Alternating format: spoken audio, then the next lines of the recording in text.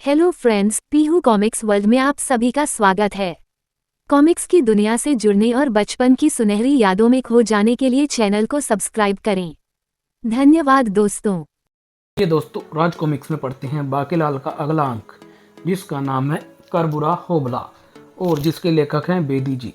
प्रिय पाठकों, पूर्व कथा बाकीलाल का कमाल में आपने पढ़ा कि रामपुर गांव में ननकू और उसकी पत्नी गुलावती रहते थे।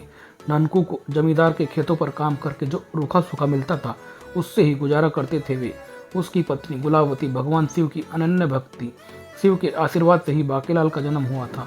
लेकिन उसकी एक शरारत से क्रोधित हो भगवान शिव ने उसे श्राप दिया था कि तू हमेशा शरारतें करता रहेगा। लेकिन फिर गुलावती के गिड़गिड़ाने पर उन्होंने कहा, मेरा श्राप तो नहीं मिट सकेगा, लेकिन बाकीलाल जो शरारतें करेगा उससे उसे अपयश की बजाय यश और धन प्राप्त होगा और इससे ही उसका जीवन यापन होगा। और इसी तरह शरारतें करते और यश और धन कमाते हुए बाकीलाल जवान हो गया। एक बार उसकी शरारत के कारण गांव के लोग भयानक बाढ़ से बचे। जब विशालगढ़ के राजा विक्रम सिंह को बाकीलाल के कारनामों की खबर मिली तो उन्होंने अपने मंत्री धर्म सिंह को भेजकर बाकीलाल को बुलवाया। लेकिन महल में पहुंचते ही बाकीलाल के दिमाग में मंत्री के खिलाफ ही एक शरारत कुल बुलाने लगी। और अब आगे बढ़ते हैं। यदि मैं महाराज से कह दूं कि यहाँ लाते समय उनके मंत्री ने मेरे साथ बुरा सलूक किया तो महाराज तुरंत ही उसे मंत्री पद से हटा देंगे और उसकी जगह जो नया व्यक्ति मंत्री पद संभालेगा वह अपनी मंत्री बनने का कारण मुझे मानेगा और फिर वह खुश होकर मुझे इनाम भी दे सकता है। क्या सोचने लगे बाकीलाल? यदि कोई बात मन में हो तो निसंकोच कहो। ऐसी नहीं महाराज, गुस्ताखी माफ हो महाराज, पर यह सच है कि मुझे यहाँ किसी कैदी की तरह लाया गया है। क्या मतलब? तुम कहना क्या चाहते हो बाकीलाल? महाराज, दरअसल आज मेरी तबीयत कुछ खराब थी। यही बात बार बार मैं मंत्री धर्म सिंह के सामने दोहराता रहा, पर मेरी बात सुने बगैर मुझे अपमानित कर जबरन यहाँ लाया गया है। ऐसा व्यवहार राजा तिथि के साथ ठीक है। हम धर्म सिंह को उसकी गुस्ताखी की सजा कल भरे दरबार में देंगे। और दूसरे दिन दरबार में, धर्म सिंह, तुमने हमारी चेतावनी के बावजूद भी कल बाकीलाल को लाते समय उनके साथ दुर्व्यवहार किया। समा महाराज, मेरे कई बार आग्रह करने के बावजूद भी यह हमारे साथ आने को तैयार ना थे और बीमार होने का बहाना कर रहे थे। अतः विवश होकर खामोश धर्म सिंह, हम कुछ सुनना नहीं चाहते हैं। तुमने न केवल राजा तिथि का अपमान किया बल्कि राजाज्ञा का उल्लंघन भी किया है। इसकी सजा के तौर पर हम तुम्हें इसी समय मंत्री पद से हटाते हैं। जो आज्ञा महाराज की। यह क्या कर रहे हैं महाराज? अब आया मजा। कम वक्त बाकीलाल से अकड़ता था, कह रहा था दरवाजा तोड़ दूंगा। जल्दी से तैयार होकर हमारे साथ चलो, नहीं तो हम जबरन तुम्हें ले जाएंगे। बड़ा आया मंत्री कही का। पर तभी उसका ध्यान राजा की तरफ गया तो उस समय बेहद चिंतित नजर आ रहे थे। गुस्ताखी माफ महाराज, आप कुछ चिंतित नजर आ रहे हैं। हाँ बाकीलाल, हमने धर्म सिंह जैसे वफादार बुद्धिमान मंत्री को भरे दरबार में अपमानित कर पद से हटाने में बहुत बड़ा दुख हुआ है। उफ, अब मैं इतनी जिम्मेदारी भरा पद किसे सौंपूंगा? धर्म सिंह, तुमने हमारी चेतावनी के बाद भी क्यों ऐसी गलती की जिससे हम चाहकर भी क्षमा नहीं कर सकते थे? तभी विक्रम सिंह के राज्य का विशेष सलाहकार हसमुख बोला, महाराज की जय हो। आपको इस विषय में ज़्यादा सोचकर परेशान नहीं होना चाहिए। तुम नहीं जानते हसमुख, यह अपने आप में एक बहुत ही गंभीर मामला है। जाने मुझे क्यों ऐसा महसूस होता है कि मैंने धर्म सिंह के साथ अन्याय किया है। आपने कोई अन्याय नहीं किया महाराज, बल्कि आपने राज अतिथि के साथ बुरा व्यवहार करने वाले को उचित दंड देकर धर्म का पालन किया है। पर अब मंत्री पद के लिए योग्य व्यक्ति की तलाश की जो समस्या है महाराज, इसका हल मेरे पास है। अभी कुछ ही दिनों पहले अपनी शिक्षा दीक्षा संपूर्ण कर धर्म सिंह का भाई करम सिंह लौटा है। महाराज, उसे कोई तो जगह महल में देनी ही चाहिए। क्यों? उफ, वाकई इस समय तुमने बहुत अच्छा सुझाव दिया है। करम सिंह को मंत्री बनाने के बाद मेरे मन से धर्म सिंह को मंत्री पद से हटाने का बोझ कुछ हद तक भी हल्का हो जाएगा। थोड़ी देर बाद विशालगढ़ का नया मंत्री धर्म सिंह का भाई करम सिंह था। राजा विक्रम सिंह जिंदाबाद, मंत्री करम सिंह जिंदाबाद। बाकी बेटा, अब तेरी खैर नहीं, क्योंकि अब धर्म सिंह का भाई मंत्री है और वह अपने भाई की बेइज्जती का बदला तुझसे अवश्य लेगा। हे भगवान, अब मैं क्या करूं? उसके दिमाग में एक नया विचार आया और वाह वाह, जय जयकार हो महाराज की। महाराज की न्यायप्रियता के विषय में जितना सुना था उससे अधिक न्यायप्रिय पाया आपको। जय हो महाराज की। क्या मतलब बाकीलाल, तुम कहना क्या चाहते हो? गुस्ताखी माफ हो महाराज, दरअसल मैंने आपकी न्यायप्रियता की काफ़ी चर्चा सुनी थी और इसलिए मैंने यह झूठ बोला कि मुझे लाते समय मंत्री ने मेरे साथ दुर्व्यवहार किया। मैं आपके न्याय के अंदाज को देखना चाहता था। वाकई यह तुमने मेरी और मेरे न्याय की बहुत बड़ी कठोर परीक्षा ली है। तुम नहीं जानते, तुमने निर्दोष धर्म सिंह पर अनजाने में ही सही पर किया तो अत्याचार ही है। तो क्या हुआ महाराज, आप उन्हें फिर से मंत्री पद का कार्यभार सौंप सकते हैं?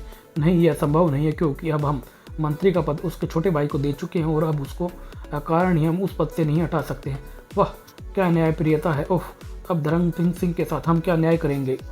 तभी उनका विशेष सलाहकार हसमुख एक बार फिर सामने आया। महाराज की जय हो। आपको इस बात पर जरा भी चिंतित नहीं होना चाहिए महाराज, हमारे महामंत्री आज से 1 माह बाद सेवा मुक्त होने वाले हैं। उनकी उम्र 70 वर्ष होने में सिर्फ 1 माह बाकी है और अब इस समय बीमार है, इसलिए उन्होंने दरबार से 1 माह का अवकाश भी ले रखा है। तुम कहना क्या चाहते हो हसमुख?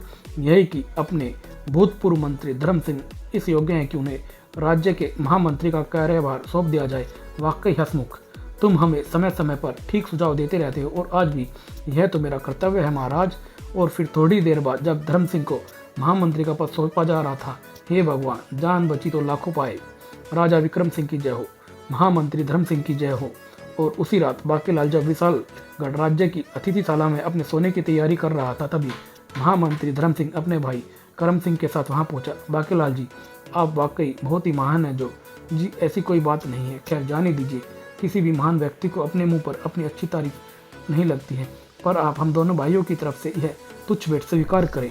और बाकेलाल मन ही मन अपनी पीठ ठोक रहा था, शाबाश बाकी, किस्मत हो तेरे जैसी हो। और फिर तभी बाकेलाल विशालगढ़ के राजमहल में राज अतिथि के रूप में गहरी मौज मस्ती छान रहा था। वाह, क्या स्वादिष्ट व्यंजन है, उफ, यह मिठाई, मज़ा आ गया शाही पकवानों का। किंतु बाकेलाल अपनी शाही पकवानों का पूरा स्वाद भी न ले पाया था कि वहाँ एक दिन बुरी तरह बौखला गया। हुआ ये कि उस दिन महाराज विक्रम सिंह का दरबार लगा हुआ था और बाकेलाल राज अतिथि के रूप में विशेष सिंहासन पर बैठा दरबार में चल रही राज्य कार्यवाही देख रहा था। तभी दरबार में एक पहरेदार ने प्रवेश किया। महाराज की जय हो। कहो द्वारपाल, क्या कहना चाहते हो महाराज? उधमपुर के राजदूत पधारे हैं, वे अपने महाराज का आपके लिए संदेश लेकर आए हैं। की आज्ञा पाकर द्वारपाल उधमपुर के राजदूत को सम्मानपूर्वक दरबार में ले आया। आइए राजदूत जी, विराजिए, कहिए कैसे आना हुआ। विशालगढ़ के महाराज की जय हो।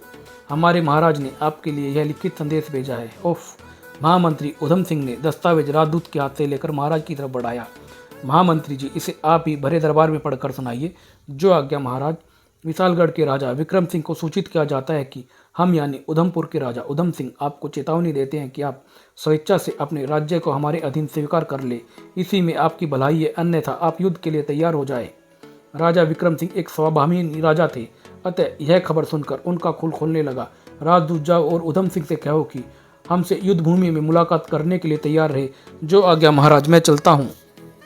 इसी के साथ राजदूत दरबार से बाहर निकल गया और उसके जाते ही सेनापति, जी महाराज, आप युद्ध की तैयारियां आरंभ करें। तभी महामंत्री चिंतित सा बोला, महाराज, उधमपुर के राजा उधम सिंह के पास हमारी सेना के मुकाबले दुगनी तिगुनी सेना है। हम जानते हैं महामंत्री, और सच पूछो तो हम जरा भी युद्ध के पक्ष में नहीं हैं, पर हम किसी भी प्रकार अपने आत्मसम्मान और अपनी प्रजा के ऐ पर चोट नहीं होने दे सकते। अतः यह युद्ध एक तरह से हमारी मजबूरी है। बस यही कारण था कि बाकेलाल मन ही मन डर गया था। बेटा बाकेलाल, भाग ले यहाँ से, तेरी मौज मस्ती के दिन अब खत्म हुए और अब यहाँ बात युद्ध की चल रही है और अपने राजा विक्रम सिंह की सेना भी विपक्ष के मुकाबले में आधी है। अतः बेटा, भलाई इसी में है कि तू अब राजा से विदा ले और यहाँ से फुट ले। और मन में आए इस विचार के साथ ही बाकेलाल किसी गहरी सोच में डूबे महाराज से बोले, अच्छा महाराज, अब मुझे इजाज़त दे। क्या मतलब बाकेलाल? बस महाराज, मुझे काफ़ी दिन हो गए घर से निकले, अब मैं घर वापस जाना चाहता हूँ। तुम्हारी इच्छा बाकेलाल, पर इतना जरूर कहूँगा कि यदि तुम भी इस युद्ध में हमारे साथ रहते तो शायद तुम्हारी बुद्धि और सुझाव से हमारी सेना का कुछ लाभ पहुँचता। वो महाराज, मैं चलता तो जरूर, पर इससे पहले कि बाकेलाल अपनी बात पूरी करता या कोई नया बहाना सुनाता, महामंत्री ने हस्तक्षेप किया। चाहे जो भी हो बाकेलाल जी, इस समय तो आपको हमारे महाराज की बात मानकर अपने देश की, अपने राज्य की जनता का पूरा सहयोग करना चाहिए। जी ठीक है, जैसा आप लोग चाहे वैसा ही होगा। हाँ, महामंत्री जी ठीक कहते हैं बाकेलाल जी। और इसी के साथ दरबार में खुशी की लहर दौड़ गई। बाकेलाल की जय हो, महाराज विक्रम सिंह की जय हो। साले जबरदस्ती मौत के मुंह में धकेल रहे हैं और बाकेलाल की जय कह रहे हैं। फिर ठीक 12वें दिन उधमपुर और विशालगढ़ की सेनाएं रणभूमि में क्रम से पूर्व और पश्चिम के छोरों में आ डटी थी। तीसरे दिन युद्ध का बिगुल बजना था और ना चाहते हुए भी लगभग विवश सा बाकेलाल युद्ध के मैदान में था। हे भगवान, अब क्या होगा? प्रभु रक्षा करना मेरी, मैं अभी मरना नहीं चाहता हूँ। पर साथ ही साथ बाकेलाल अपनी उल्टी खोपड़ी में किसी ऐसी योजना के ताने बाने बुनने लगा जिससे उसकी जान इस जंजाल से बच सके, इस गले पड़े मुसीबत से किसी तरह बच निकल सकूं बेटा वाकई, वरना तू मारा जाएगा। पर कैसे निकला जाए इस मुसीबत से? तभी एकाएक वह चुटकी बजाकर उछल पड़ा, वह मारा पापड़ वाले को। फिर वह अपनी उल्टी खोपड़ी में आए भयानक योजना को कार्य रूप देने के लिए वह सबसे पहले जमाल गोटा ढूंढने चल पड़ा। ओह, क्या योजना आई है अपने शानदार भेजे में। और दूसरे दिन सुबह भंडारे में जाकर मौका देखा और फिर सैनिकों के लिए बन रहे भोजन में उसने जमाल गोटा मिला दिया। पर वह इस बात से बेखबर था कि एक सैनिक ने उसे पकड़े भोजन में कुछ मिलाते हुए देख लिया था। अरे ये तो बाकेलाल जी है, दबे पाओ, भंडारे में क्या करने जा रहे हैं? अरे ये तो भोजन में कुछ मिला रहे हैं, पर क्या है? पर बाकेलाल ने भोजन में क्या और क्यों मिलाया यह वह नहीं समझ सका। अपनी योजना का प्रथम चरण सफलतापूर्वक पूरा करके बाकेलाल ने चैन की सांस लिया। हाँ, अब आएगा मजा। हा हा हा। अब जैसे ही सैनिक भोजन करेंगे, ओह हो, उन्हें 10 के ऊपर 10। हा हा हा। और फिर सारे सैनिक अपना पेट पकड़े लोटा हाथ में लिए जंगल की तरफ दौड़ेंगे। फिर जल्दी सैनिकों की हालत इतनी खराब हो जाएगी कि ये लोग युद्ध के कतई काबिल ना होंगे। ये चुपके से मौका देखकर मैं यहाँ से खिसक जाऊंगा और उधमपुर के राजा उधम सिंह के खेमे में जाकर उन्हें यहाँ की सारी स्थितियाँ समझा दूंगा। और तब उधमपुर की सेना शीघ्र ही आक्रमण कर देगी और फिर आनंद फानन में बिना किसी खास कठिनाई के उधमपुर की सेना विजय प्राप्त कर लेगी। और फिर उधमपुर के राजा मेरे इस कारनामे से प्रसन्न होकर मुझे ढेर सारा इनाम देंगे। हा हा हा। मना कर रहा था राजा विक्रम सिंह के कि मुझे युद्ध के मैदान में ना ले चलो, पर वे मुझे मरवाने के लिए यहाँ ले आए थे। अब पता लगेगा कि बाकेलाल किस हस्ती का नाम है। उधर बाकेलाल यानी नमक हराम मन ही मन कल्पना से के महल बना रहा था और इधर नित्य कामों से निवृत्त हो सैनिक टुकड़ी भोजन करने लगी थी।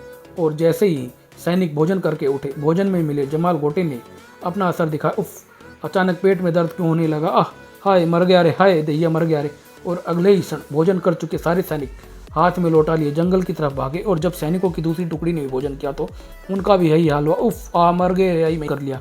और फिर पांचों टुकड़ियों के सैनिक अपना अपना पेट पकड़े लोटा हाथ में लिए जंगल की तरफ भागे। और फिर थोड़ी देर बाद हालत यह थी कि सैनिक जंगल पानी से निवृत्त हो आते, अपने हाथ मुँह धोते कि फिर तुरंत ही लोटा हाथ में लिए जंगल की तरफ भागते। उफ, ये क्या हो रहा है? कुछ ही देर में सैनिकों के चेहरे इस कदर मुरझा गए कि वह वर्षों के पुराने रोगी नजर आने लगे थे। मेरा तो सर चकरा रहा है, मुझसे अब चला भी नहीं जा रहा है। महाराज विक्रम सिंह के खेने में महाराज की जय हो। महाराज, हमारी सारी सेना को एकाएक दस्त की भयंकर बीमारी लग चुकी है, सब बुरी तरह परेशान है।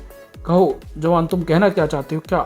तुम क्या कह रहे हो जवान? महाराज, मैं ठीक कह रहा हूँ। अपनी बात पूरी करने से पहले ही सैनिक अपना पेट पकड़कर बाहर की तरफ भागा।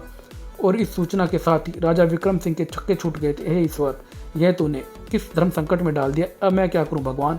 उफ, अब क्या होगा? पराजय तो पहले ही निश्चित थी और इस तरह जिल्लत भरी पराजय है भगवान। और फिर कुछ सोचकर महाराज ने महामंत्री को बुलाया। महामंत्री जी, हमें पता लगा है कि हमारी पूरी सेना में दस्त की भयंकर बीमारी फैल चुकी है। आप अभी जाकर इस बीमारी का कारण का पता लगाए। जो आज्ञा महाराज।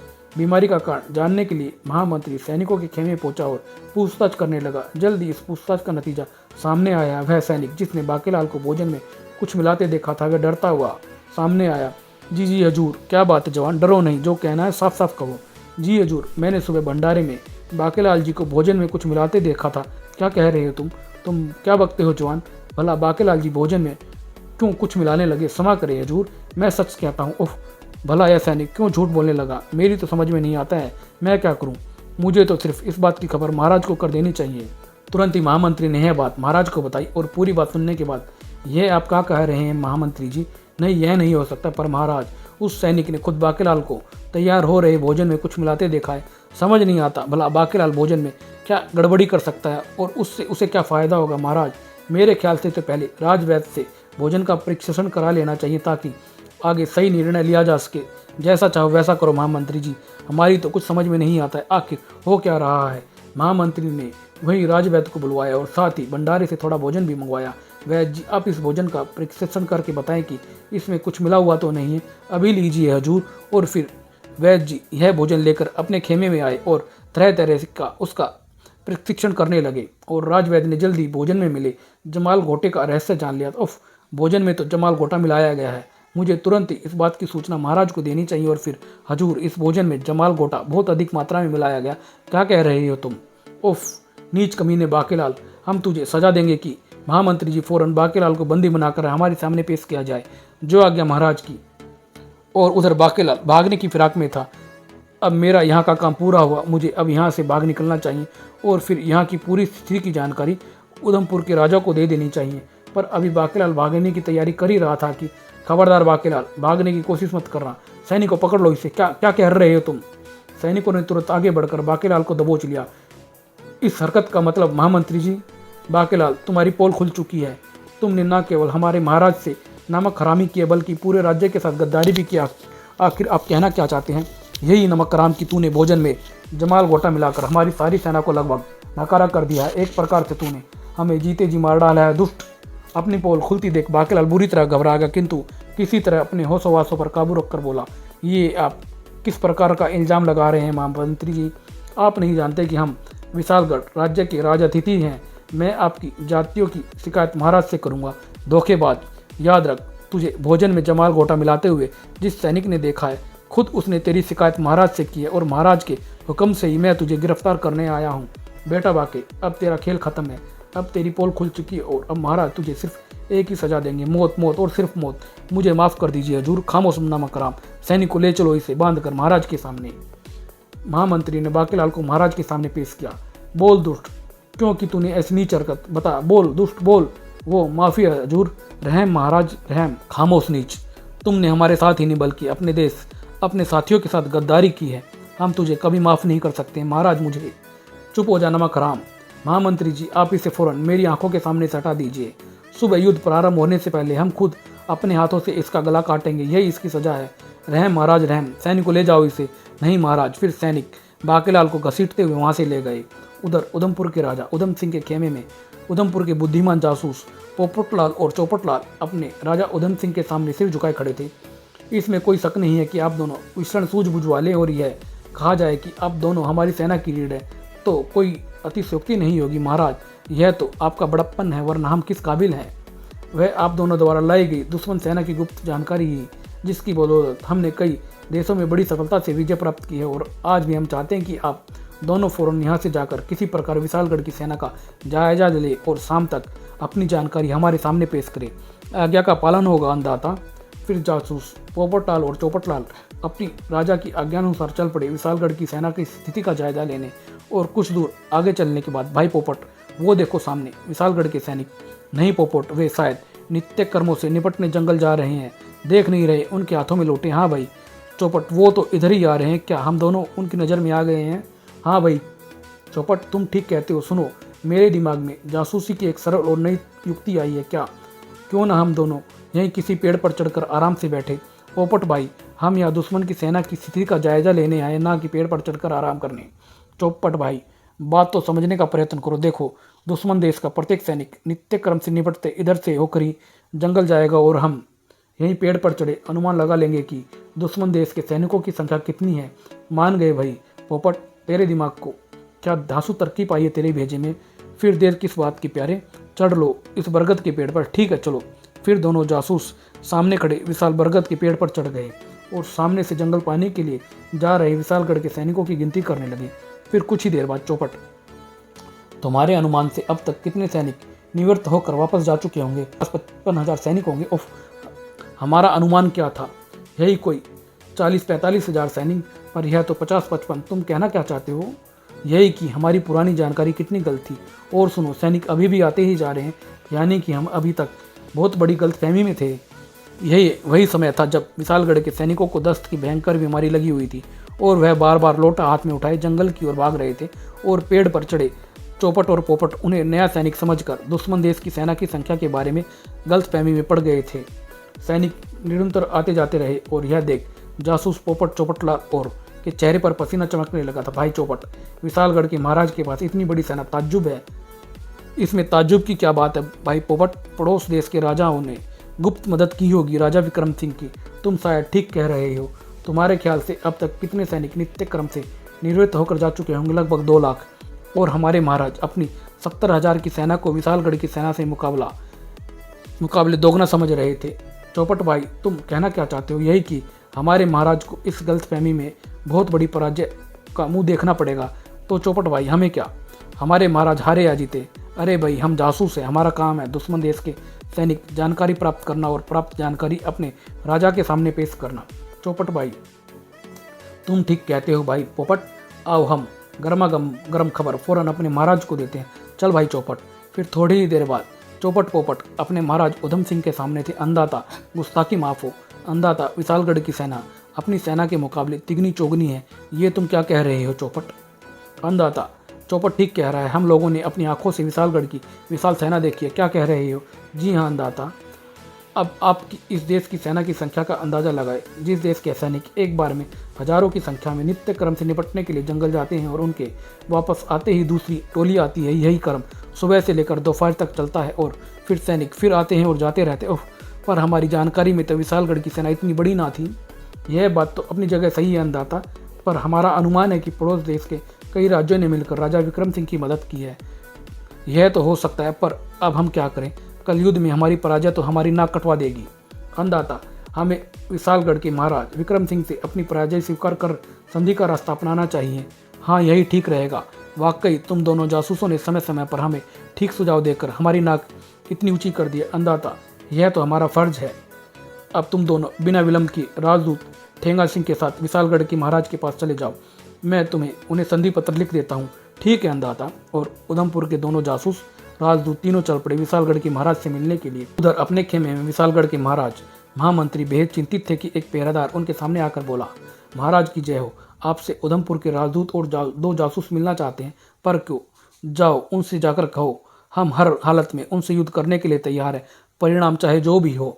तभी महाराज की जय हो, बिना आगे अंदर आने की दुष्टता क्षमा करें, पर हमने कह दिया ना कि युद्ध अवश्य ही होगा, किंतु हमारे महाराज ने तो खुद अपनी पराजय स्वीकार कर ली है, आपकी तरफ दोस्ती का हाथ बढ़ाया है, आपके लिए संधि पत्र भी भेजा है। इस पत्र को तुम ही पढ़कर सुनाओ, क्या लिखा है तुम्हारे महाराज ने? जी महाराज। राजदूत ने पत्र पढ़ना शुरू किया। विशालगढ़ के राजा विक्रम सिंह को उधमपुर के राजा उधम सिंह का प्रणाम। आगे पत्र भेजने का कारण, हमें मालूम नहीं था कि आप हमसे ज़्यादा शक्तिशाली, अतः हम बिना युद्ध किए ही अपनी पराजय स्वीकार कर आपकी तरफ मित्रता का हाथ बढ़ाते हैं। आशा है कि आप बढ़ा हुआ थाम कर एक राजा का मान करेंगे, आपका उधम सिंह। और पत्र समाप्त होते पर ये अचानक तुम्हारे महाराज को कैसे पता लगा कि हम लोग आपकी अपेक्षा ज़्यादा शक्तिशाली? जी महाराज, दरअसल हमारे महाराज को आपकी विशाल सेना का पता लग गया था। पर कैसे? हम समझे नहीं। हमारी विशाल सेना?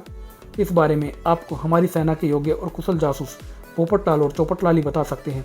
वो महाराज, हमने अपने महाराज की आज्ञा पर आपकी सेना की टोली और फिर पोपट चौपट राजा विक्रम सिंह को बताते चले गए कि किस प्रकार उन्होंने बार बार लोटा हाथ में लिए उठाए जंगल में आते जाते सैनिकों को देखकर उनकी विशाल सेना के बारे में अंदाजा लगाया था। पूरी बात सुनने के बाद राजा विक्रम सिंह गहरी सोच में पड़ गए। फिर बोले, अपने महाराज से आप कह कि हमने उनकी मित्रता स्वीकार की है। महाराज विक्रम सिंह की जय हो। इसी के साथ वे तीनों खेमे से बाहर निकल गए और उनके जाते ही तो महामंत्री, इसका मतलब बाकेलाल ने हमारी इज्जत बचाने के लिए जानबूझकर भोजन में जमाल गोटा मिलाया था। जी महाराज, लगता है भोजन में जमाल गोटा मिलाना बाकेलाल की पूरी योजना थी। वाह, क्या शानदार बुद्धिमत्तापूर्ण योजना बनाई थी बाकेलाल ने। आज और अनजाने में हमने कितना बुरा सलूक किया बाकेलाल के साथ। वह तो बेचारा बार बार अपनी सफाई में कुछ कहना चाहता था, पर हमने उसे कुछ कहने का अवसर ही नहीं दिया। महामंत्री, हमें तुरंत उससे माफ़ी मांगनी चाहिए। इसी के साथ महाराज वह महामंत्री बाकेलाल से मिलने चल पड़े थे और उधर कैद में पड़े बाकेलाल का बुरा हाल था। हे ईश्वर, अब क्या होगा? अब तो मेरी मौत निश्चित है, पर मैं मरना नहीं चाहता। मुझे बचा ले भगवान, हे प्रभु। तभी बाकेलाल की खुली आंखों के सामने एक भयानक सपन घूमा। महाराज, मार डालो इस दुष्ट पापी को। क्षमा महाराज, क्षमा करें मुझे। दुष्ट देश के दुश्मन को हम कभी क्षमा नहीं कर सकते हैं। इसी के साथ राजा विक्रम सिंह का हाथ लहराया और नहीं महाराज। और उसकी चीख सुनकर महाराज, जो बाकेलाल के पास ही आ रहे थे, दौड़ते हुए वहाँ पहुँचे। बाकेलाल, क्या हुआ? तुम चीख क्यों रहे थे? हे महाराज, मुझे माफ़ कर दीजिए, मुझे मत मारो, मुझे क्षमा कर दो महाराज। और फिर आंसू बहाता हुआ बाकेलाल महाराज के पैरों में गिर पड़ा। प्राणदान महाराज, क्षमा महाराज। अरे यह क्या करते हो बाकेलाल? माफ़ी तो हम खुद तुमसे मांगने आए थे। महाराज की बात सुनते ही बाकेलाल के दिमाग को एक झटका लगा। बेटा बाके, तू कुछ मत बोल, बस चुपचाप इनकी सुनता रह और देख आगे क्या होता है। हाँ बाकेलाल, तुम्हारी ही दूरदर्शिता व चतुराई से हम पर आई मुसीबत टली है और हमें नहीं मालूम था कि भोजन में जमाल गोटा मिलाना तुम्हारी बुद्धिमत्तापूर्ण योजना का अंग है क्या? और बाकेलाल जी, हमने आप पर गलत संदेह कर आपसे बुरा व्यवहार किया, हमें क्षमा कर दीजिए। विशालगढ़ की सेना को जब बाकेलाल की योजना बताई गई थी तो सभी बाकेलाल की जय जय कर उठे। क्या सोचने लगे बाकेलाल? क्या आपने अभी तक हमें क्षमा नहीं किया? जी महाराज, कृपा आप मुझे शर्मिंदा ना करें। हाँ, वाकई क्या चाल सोची थी बाकेलाल जी ने हमारे पेट को थोड़ी तकलीफ देकर हमारे प्राण और इज्जत दोनों की रक्षा की है। बाकेलाल की जय हो। फिर विशालगढ़ वापस पहुंचकर राजा विक्रम सिंह ने बाकेलाल को सम्मानित करने के लिए एक विशाल जनसभा का आयोजन किया। बाकेलाल जी, आज आपकी वजह से ही हमारे देश की इज्जत बरकरार है, जिसके लिए हम हृदय से आपके आभारी हैं। और साथ ही आपकी बुद्धिमानी पर खुश होकर हम आपको 2000 स्वर्ण मुद्राएं पुरस्कार स्वरूप प्रदान करते हैं। जी महाराज कमबख्त, कितना कंजूस राजा है। अगर मेरी योजना सफल हो जाती तो उधमपुर के राजा मुझे 2-4 गांव इनाम में देते, पर हाय रे मेरी किस्मत, हर बार की तरह मेरी योजना की टांग टूट गई। इधर बाकीलाल अपनी किस्मत पर रो रहा था और देशवासी उसके मन के विचारों से अनभिज्ञ उसे विशेष सम्मान भरी दृष्टि से देख रहे थे। बाकीलाल की जय हो, बाकीलाल की जय हो। और यह अंक यही समाप्त होता है। धन्यवाद दोस्तों।